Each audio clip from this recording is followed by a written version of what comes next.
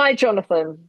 Lovely to Hi, see you. Hi, hi. indeed. So I just thought we'd start just with you giving a little bit of an introduction, really, who you are and Sure. what you do, and then we'll just go on to the Absolutely. Q&A. Yeah. So my name's Jonathan Meadows. I'm a solicitor and I run a firm called Regulation Resolution. We almost exclusively support healthcare professionals who are dealing with fitness to practice problems, Yeah. covering nurses, doctors, dentists, pharmacists, basically anyone who is a regulated healthcare professional. I started life as at the RCN as a defence practitioner in the early days, solely defending NMC proceedings. I then decided to prosecute for a while at the General Dental Council and became the head of their prosecution team, covering all of their cases. So good oversight there. Um, you know, I think part of me is they sort of wanted to use my experience of defending to inform fairer prosecutions. So I did that for a while there. But I think ultimately my heart has always been in defending professionals. So Mm. that led me to start up my own firm, my own practice. Essentially, that was sort of started last year, and yeah, it's going very well so far. But it's we essentially leverage that knowledge of the prosecution to bring it into our own Mm. defence, so that we can give two things really, and that is to tell people exactly what to expect in the proceedings, and then to sort of how to counter some of the things that they may face during the Mm. lifetime of those proceedings. So that's a bit about me. Hopefully that's helped. Fabulous. Yeah, Thank you. Thank you. It's great to hear. So I've got a few questions that have mainly come from the group, the support sure. group that we run, that I thought would be really helpful for people to hear about. So the first thing that they always ask about is screening. So what is the purpose of screening? What is it? What does it mean when I'm in screening?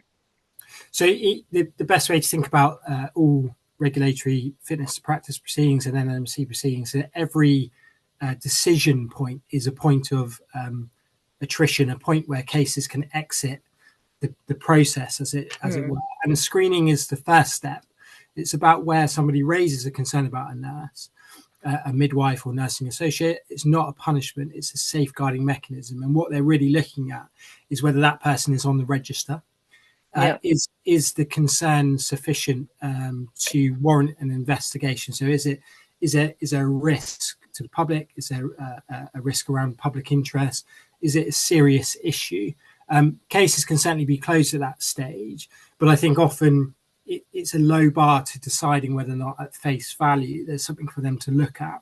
Just to give a couple of examples, so one in cases that might be closed, for example, a nurse is reported for being rude to a Yeah. colleague during a shift. The screening team might look at that and say, well, it's very low level and it might be best handled at a local level by the employer. So we're not going to take any action. They might close it.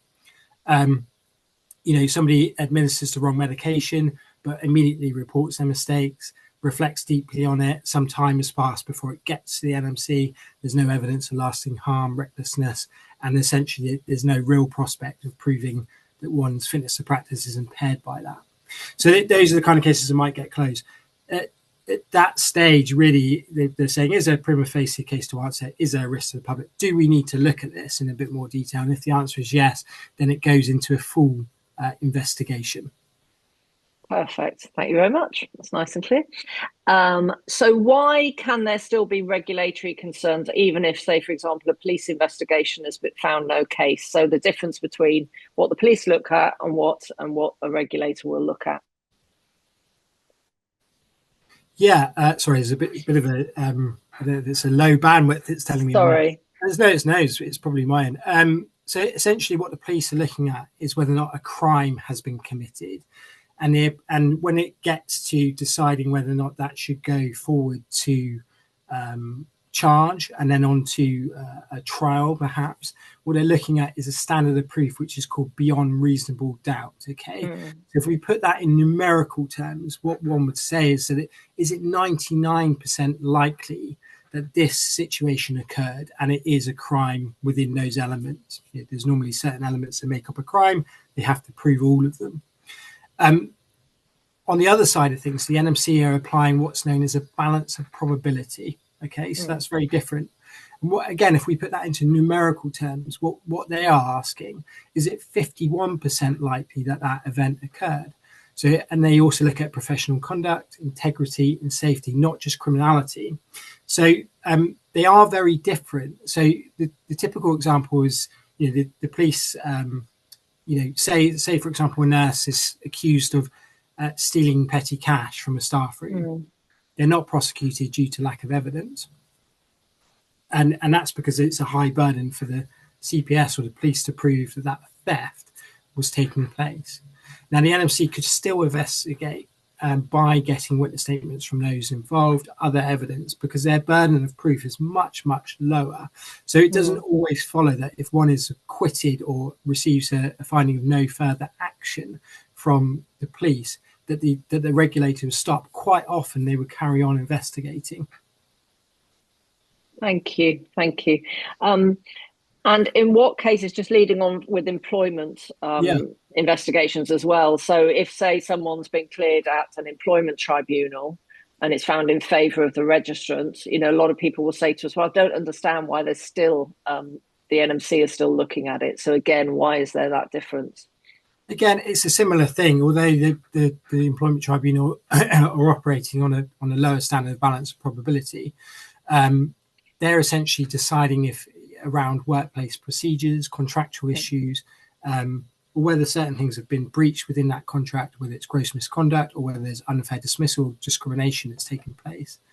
In those situations, what the employment tribunal doesn't count as a sort of an authority in the determination of those issues. Okay, so the only people that can really give that authority to a regulator is another regulatory body. So, and that is a statutory charge that you might see. So sometimes you'll see you've been found guilty in another country from a regulator, right? Your fitness practice is impaired, and then statutory ground that the NMC would then employ. Your fitness and practice is impaired by virtue of a finding of another regulator. That's what we see with employment tribunals. So the NMC is independent of the employment tribunal. They're investigating and may investigate when, I don't know, sort of the separate issues around clinical failings or risk and things like that. Whereas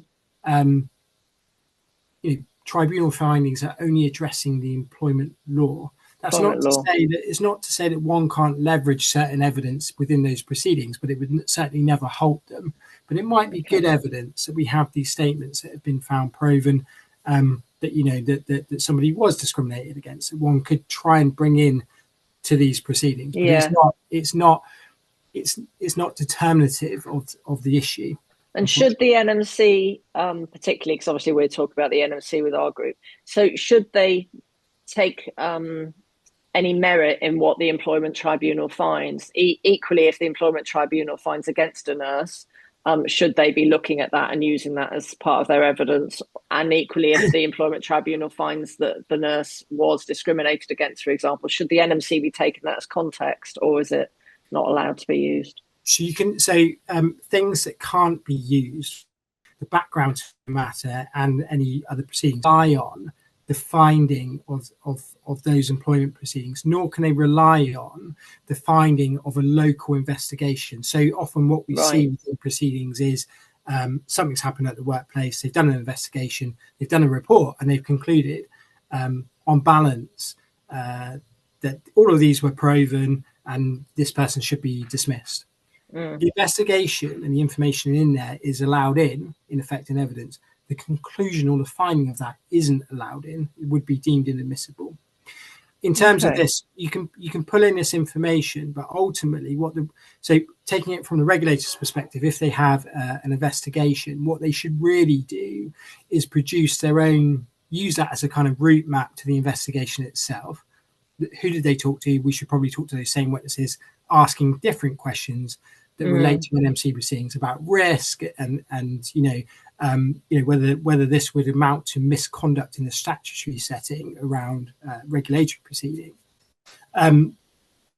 Similar vein, if you're defending a matter and you've got very good evidence from 4 witnesses that were part of the employment tribunal that you were actually bullied and actually these events didn't occur, you too should take a similar approach. Get statements from them, bring them into the tribunal, and try and get them to give evidence.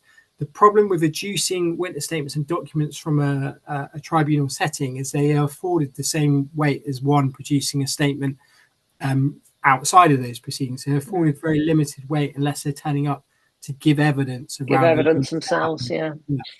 Does that make sense? Okay. Yes, no, absolutely. That does. That's really helpful.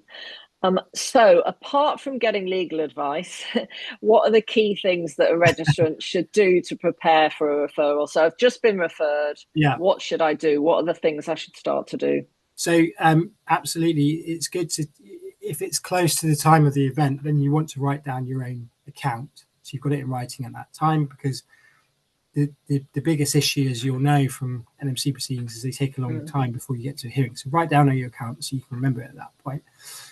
If you're able to and lawfully collect all relevant evidence, so employment contracts, timesheets, training certificates, emails, appraisals, any diary entries that might assist you. If it's something that you're admitting, write in the reflective account then and there. You can use things like the Gibbs reflective cycle. That's always quite a good one. I think nurses use quite often. And talk about how you avoid repetition. Again, on a similar thing, don't wait for them to produce allegations. Attend courses on, whatever the problem is, whether it's record keeping, safeguarding, medicine administration, clinical, or provide evidence of clinical supervision, mentorship, because what you want to start to do is build remediation in the background. And engage proactively. You've got to engage with the regulators to get a good outcome. Those that bury their heads in the sand are the people that get struck off in these proceedings. That ultimately that's what happens. So I think that's the other thing. Think about who you want to give character references. You want to get people to say good things about you that perhaps undermine the allegations or put them into context. You can gather all of that information, start to build a case. Don't wait for people to, for the regulators to sort of letter bomb you, allegations.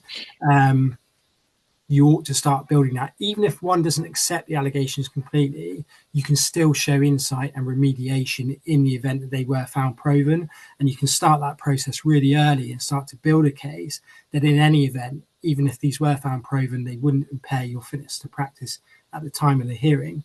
And as you'll know, Catherine, some of these hearings are sort of a long time down the line. I mean, I've got hearings going on at the moment that relate to COVID time. It's it's a real time. So it gives you an opportunity to remediate. So don't bury your head in the sand. Start the process early. Think about the issues. Build your case in the background. What I say to people is actually sometimes quite good that it takes a long time, because particularly if you're in work, that's all a period of time you're able to show them that you're remediating and you're putting things in practice that are different and you're improving, etc. So in one way it helps, doesn't it? It does, and if you can often, I say a similar thing. If you can bear the stress of the proceedings of having it hanging out, which is the big thing for most people. Often, if you look at the nature of most allegations, they're remediable, and the passage of time is always helpful. Actually, yeah. When you talk about engaging, a lot of people on our group, they're told by their unions not to engage directly with the NMC. This wasn't on my list of questions, so I'm just throwing this in here. And that can be really challenging, because they're desperately wanting to, give the NMC information, and the union are saying, don't go to them directly, don't talk to them, don't give them anything, wait, we need to wait. What advice would you give them to having that conversation with the union? I mean, obviously it's all individual, and I understand the reasons sometimes, but how can they have that conversation just to make sure they are informed consent, of what's going on and why that decision's made? Yeah, I think if I were the union, I'd be outlining the risks and benefits of each approach, much like clinicians do before they do anything. These are the benefits. I think with lawyers acting for unions should ultimately do the same.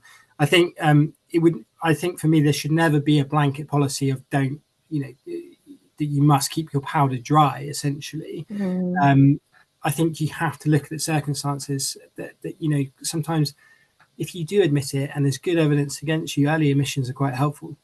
You put it in early. I'm very sorry. I've said sorry from the get go. Sometimes I'll even talk to people before it's happened and say, you might want to make an early self referral, because this is going to find its way there anyway. By doing that, you show insight into the issue. You talked about the problems, and you move on. So it should never be a blanket thing. So that if you're asking the unions as an individual, you should be asking them to outline the sort of risks to each approach, and what they what they want to do. Often, though, I think sometimes people won't represent you if you go against what they're advising. That's it, and that's the problem, isn't it? That they risk losing their representation if they go against that advice. So, which is difficult, isn't it? Because if they're coming to you, you'll be taking instruction from them, you'll be working with them, and it'll be a two-way thing. But it kind of feels very different with the unions. It's like you're having to do what you're told almost, rather than it being an engagement thing. I think it is tricky for unions as well, though, because they're operating at high volumes. Yeah, and I think to read into every bit of case that's coming their way is got to be tricky. And so I understand that they, for the most part, the good advice is don't do anything until we're in a position to really look at it. And that's right, because sometimes you don't want to set out your stall too early if you know that they're going to use that information to investigate those things and come up with something different. It's often at least it feels to me, it's a personal opinion, not one that I think that necessarily unions hold, but sometimes it feels like it's not necessarily an objective investigation. That sometimes it feels like the regulator's trying to prove the allegations in front of them. So if you provide an early response, sometimes it feels like they may try and gather evidence against. That's the biggest problem with it. That's the thing. Game of chess. Yeah. And the thing is that people, a lot of my clients, they really want to, they react to it. So someone is accusing you of something, you want to react to it. And the trick is with this is not to react. It's to pause, take the advice, listen to what's going on, and respond. We don't react, we respond.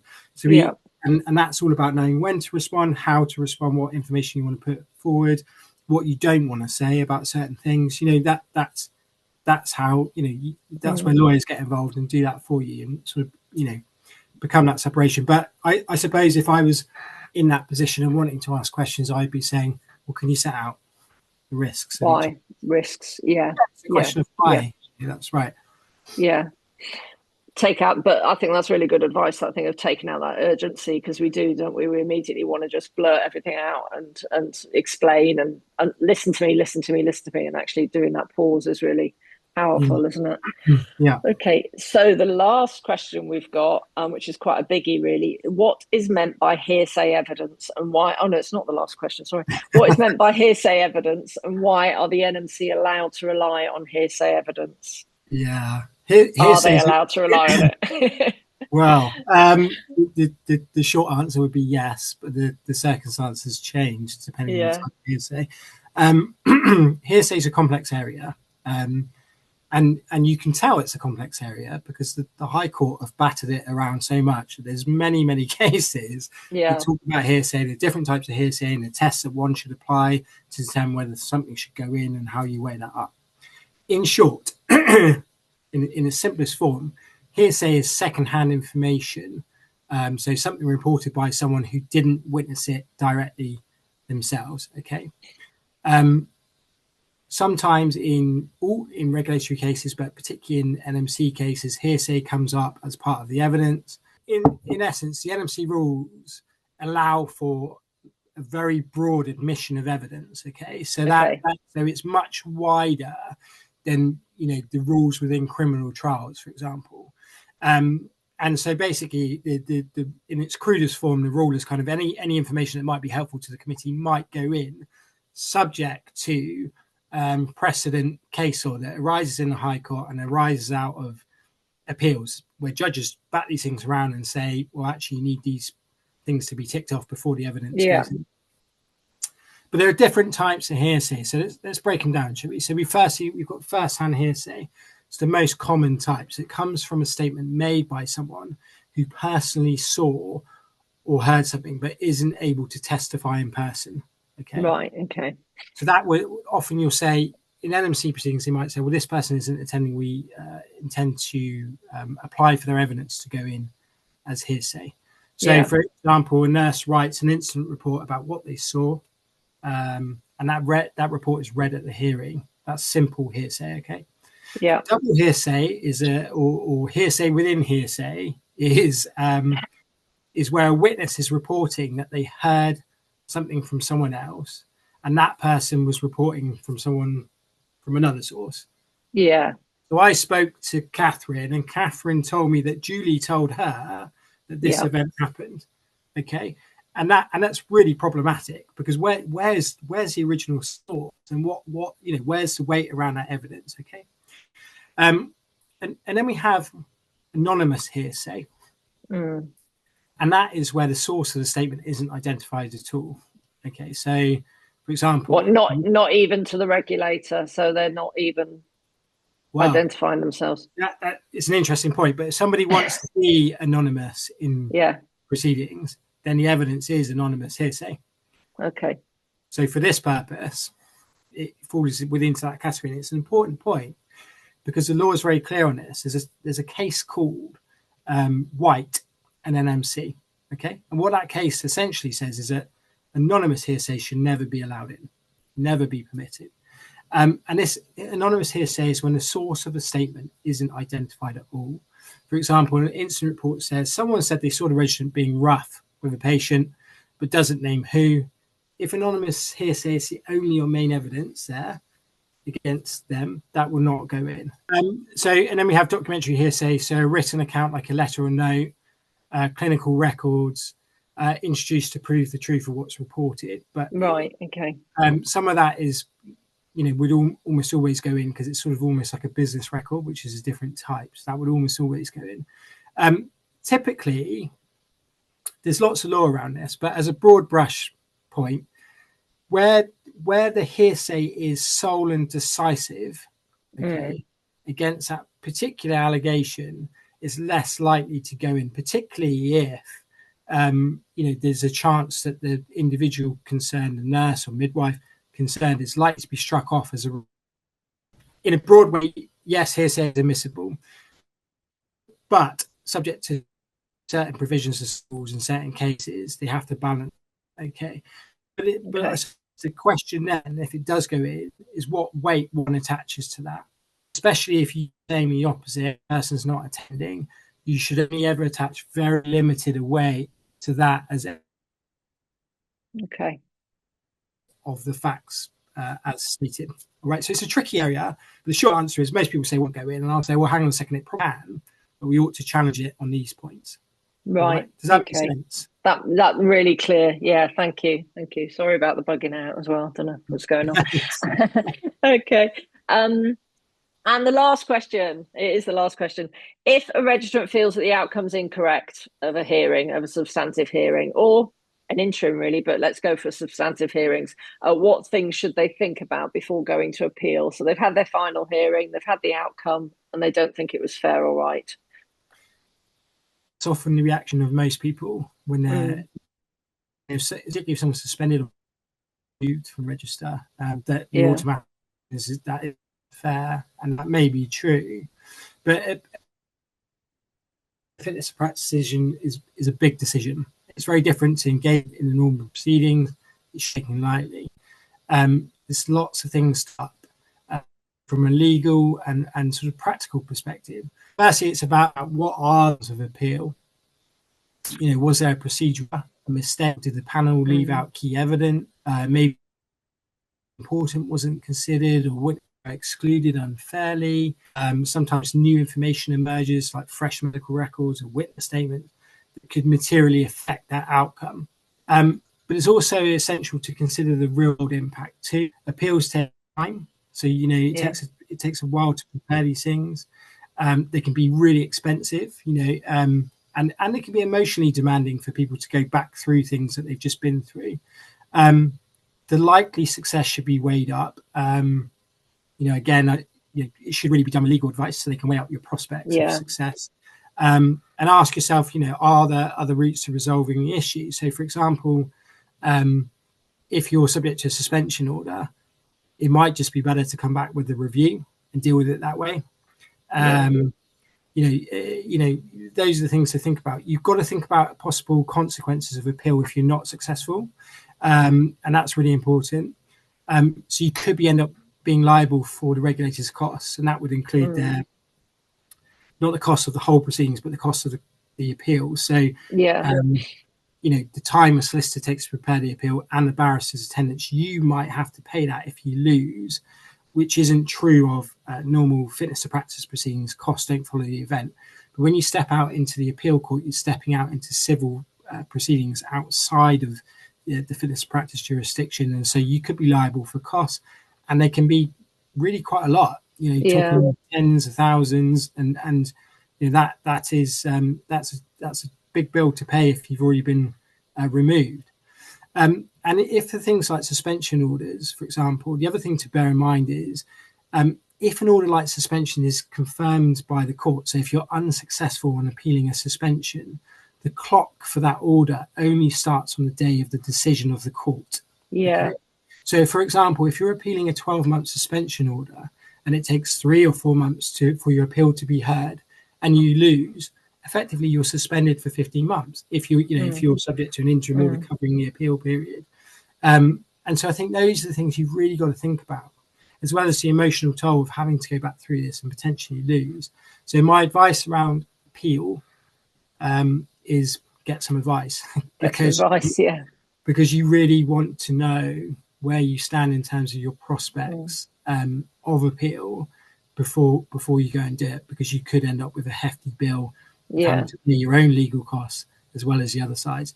The good news is if you are successful, then you can recover all or most of your costs of bringing the appeal. Yeah, we're seeing quite a few like when people get suspensions, certainly in the early days of NMC Watch, they will always be reviewed. So it'd be a suspension for 6, 8, 9, 12 months with a review at the end of it. And recently we're seeing them come through with it lapses at the end, which is kind of encouraging, really, because with the ones that were being reviewed, it was like there was just this constant process that they were going through the whole time. Whereas at least if it's lapsing at the end, then that's it, it's done. Yeah. They've served their time, if you like. I don't know whether you're seeing that. That's normally in respect of a public interest finding as opposed to public. So you obviously you've got different grounds of impairment, public interest, public protection, own interests and things like that. So where it's a public interest finding, what you're really saying is we're marking this failing for you to go away and think about this, but ultimately we're sending a message that, that we are essentially maintaining confidence in the profession, and that we take action where people fall short of our standards. And that sort of ties into the fact that if you when you go and see a medical professional, you instinctively trust them to do the right thing, and that's because they're regulated and held to account if they don't. And in public interest findings, what essentially they're marking that failing, but they're saying that you've remediated or there's no risk ongoing. So we're happy that when this is over, you go straight back to practice. And that's a helpful approach from the regulator for lots of reasons. But I suppose from the regulator's perspective, it saved them a lot of money not to review every decision. Yeah. And from the registrant position, it's over. I've got to sit out for 3, 6 months, 12 months. Okay, that's not ideal, but I know I'll go back at some point, which is always helpful. Brilliant, thank you. Any key messages you'd like to give to the nurses and midwives on our group of other than come to regulation resolution and we'll help you? No, of course. I think the biggest thing is engage. Engage with your representative, engage, and through them if you can engage with the regulator, because the key thing. So these proceedings are stressful, no doubt. They take a really long time, and that really takes it out of registrants having to go through that and always having it sort of hanging over their head. But if you engage with the regulator, what people have to realise is that from the vast amount of complaints that are made to the regulator, it's almost like a funnel, and it gets smaller and smaller and smaller. So far fewer cases end up at a hearing. And then as a result of those, even fewer result in striking off findings. Yeah. But the key thing is if one doesn't engage with the regulator, then you're far more likely to be struck off than you would do if you engage. I think that's the key thing. And just prepare as much as you can in the background. just try and bear with it as much as you can. And that's a really tricky issue. And get emotional support where you can, because Yeah. I think that's the big thing that I find is that I would love to. I mean, I'm obviously people pay me on an hourly basis, so I can effectively, as much as I'd love to sit there and talk to people for an hour about how problematic it is, you can find that lawyers would become very expensive counsellors in that Yeah. sense. Yeah. And so I think getting emotional support in the background, counselling, or talking to people, not burying your head in the sand, is a really a productive way to deal with it. Because as you've seen, lots of people don't do that, and Yeah. the consequences for their mental health are Yeah. pretty dire and pretty problematic. So we see that a lot as well. So yeah, I think that's my only advice. I'm sure you've got Thank lots you. of other words of wisdoms Yeah. Yeah. for your membership, essentially. Yeah. No, that's great. That's really, Yeah. really helpful. Thanks so much for giving us your time as well, because I know it's precious. And No, yeah, no it's problem really, at really all. helpful.